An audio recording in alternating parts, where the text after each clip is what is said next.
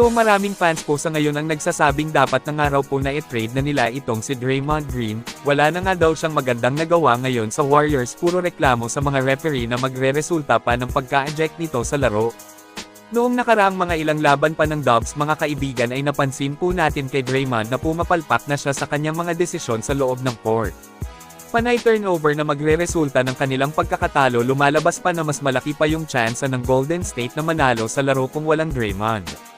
Well, para sa akin opinion lang naman yun ng ibang fans, pero kung talagang iisipin natin ng mabuti, ay napakalaki po ang ambag ni Green sa Warriors sa depensa.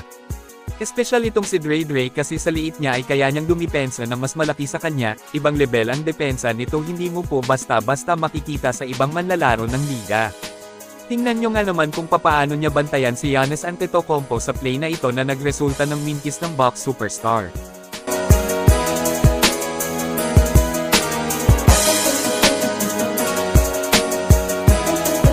At hindi lang sa depensa, isang mahusay din po siya na facilitator ng GSW sa opensa. Mas mapapadaling umiscore ni na Steph at Jimmy O sa kanyang buong kakampi kapag nasa loob siya.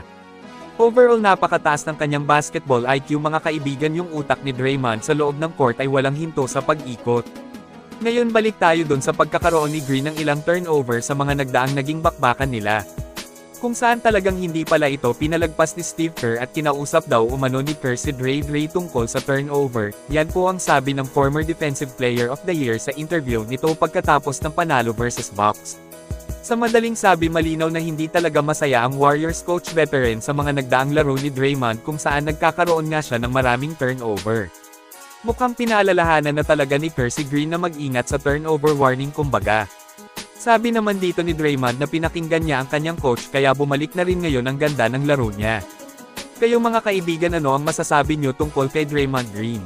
Mag-comment lang po. Ngayon ay dito naman tayo sa sinabi ni Steve Kerr pagkatapos ng napakagandang performance nila sa game contra Bucks. Kung saan nasiyahan po siya sa laro ng kanyang mga bata, nalilimitahan na nila ang turnover, nagiging konektado na rin sila sa depensa at opensa. Malaki ang tiwala ni Kerr na masisiguro nila ang pagpasok ng playoffs ngayong season.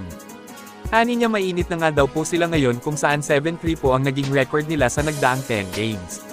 Sinabi rin ni Steve Kerr na medyo pumabor na nga sa kanila ang kanilang game schedule kaya kampante na ngayon siya. Lahat nag-aambag na ng maayos para manalo sa laro, first time nga rin daw niya makita ang ambag na hinahanap niya kay DeAnthony Melton at Al Horford. Kung saan parehong solid po ang nilaro ng dalawa off the bench contra Bucks, magandang senyales na ito kasi nagiging kakaibang team na tingnan sila kapag maganda yung mga nilalaro ng mga veteranong mga manlalaro ng kupunan. Kayo mga kaibigan, ano naman ang masasabi nyo tungkol sa Golden State ngayong season? Mag-comment lang. Samantala nararamdaman pa rin nga natin hanggang ngayon si Stephen Curry na bagaman may edad na itong 37, ay naglalaro pa rin po siya ngayon ng parang prime pa.